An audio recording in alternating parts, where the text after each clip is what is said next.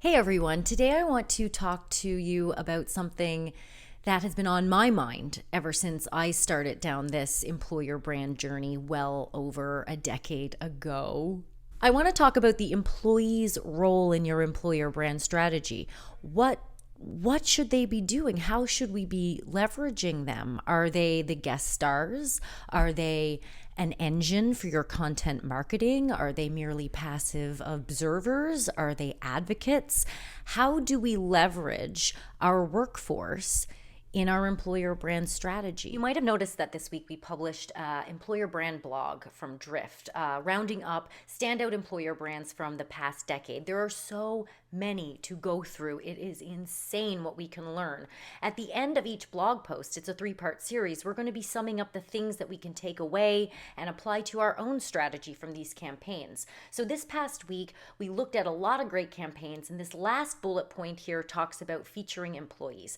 That's what I want to dive into today. I want to talk about the nature of it. Is it always necessary? How to do it right, and look at some great examples. So quite often in our industry, in the employer brand niche, it's challenging. It's challenging because there isn't a wealth of resources and thought leadership yet. It's growing. It's growing with the passionate practitioners who are putting things out there every single day. But I think there's a bit of a tendency in this niche to look at something that has performed well in the past, mark it as a best practice, and then essentially earmark it as a must-do for all future campaigns. Ever since I was tasked with my first career site revamp project 11 years ago, I have been an advocate for featuring employees as messengers in your employer brand strategy, as the people who can give that unvarnished view. So absolutely, it's an added bonus for any employer brand campaign to be able to creatively feature authentic employee voices.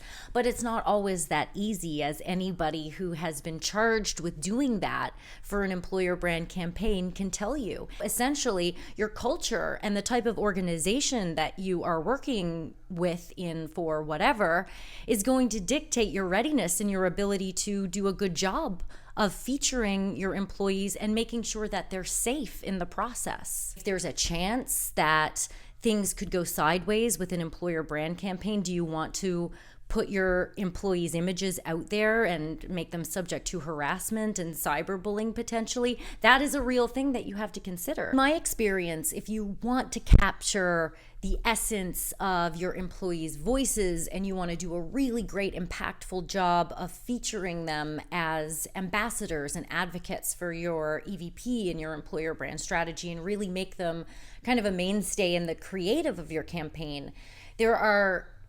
two-ish routes that you can go down. The first route is to take a more unstructured route to getting the most out of your employee advocates. It's more of an experiential insight into your organization as opposed to an interview or hearing kind of a spokesperson speak to you about what it's like. The audience is that passive observer kind of looking in and getting a view of what it's like inside your organization. So this is Kohler, and you can find out more about them in the most recent Drift blog post. We really go into detail here, but this is an excellent example of how you can really capture organic employee engagement as part of your employer brand campaign.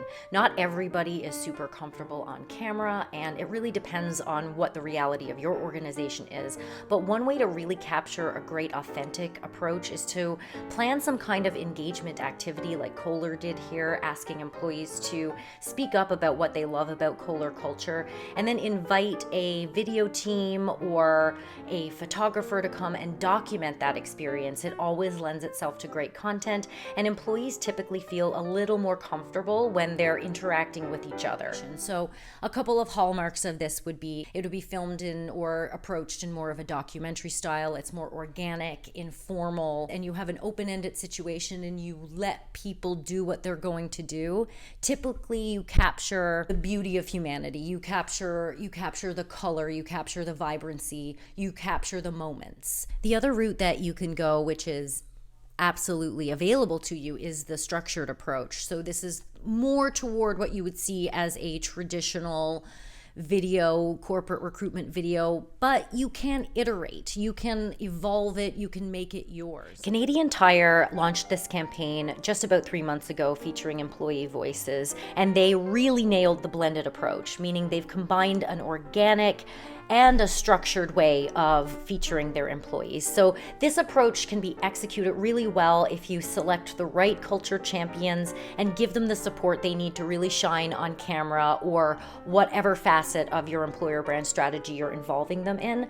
I think Canadian Tire did a lot of things really well with this video. There's a great intersectional representation of perspectives. You see a diverse cross-section of their business. Clearly, these folks are very comfortable and conversational and warm. There's so many stories to be told. There's an interspersing of professional stories with personal anecdotes, and it really keeps you engaged in who these people are and what the Canadian Tire brand means to them. The pacing and length is on point, so ultimately, yeah, this is great. But what you really want to make sure that you do in this more structured approach, it's logistically more work. It's more work in terms of the selection process and who you're going to speak to and who you're going to engage. Try to keep it loose where you can. Try to avoid having people memorize a script and do a talking head approach. Try to come up with something a little bit more dynamic and compelling and interactive in the sandbox of structure that you kind of put around it. It's not a good thing, let me tell you, to approach an employer brand campaign that's going to feature real employees with the mindset of we have to show how diverse we are. You don't want to think that way. You don't want to think in the mindset of we have to prove that we have a diverse workforce. Instead, focus on the people, the real humans, their stories. You know, there are so many different facets of human identity that aren't confined to gender, that aren't confined to religion, that aren't confined to physical appearance or ethnic background or cultural upbringing. People are people. Go where the stories are. Find the good stories, find your advocates and your champions, and let their stories do the work for you. We are in the season of the employer brander, and we need to talk about some of these things. And there's no better way than to go back in history and look at what we can learn from the folks who have really stood out, the campaigns that maybe have flopped. So go with me on this journey. The first part of a 3-part blog series was published this week. We're going to be taking a look at the standout employer brands of the past decade and figuring out what we can learn from them. Today we were talking about featuring employees. Next week we're going to tackle another learning. So stay tuned, reach out if you ever want to talk, and thanks for watching.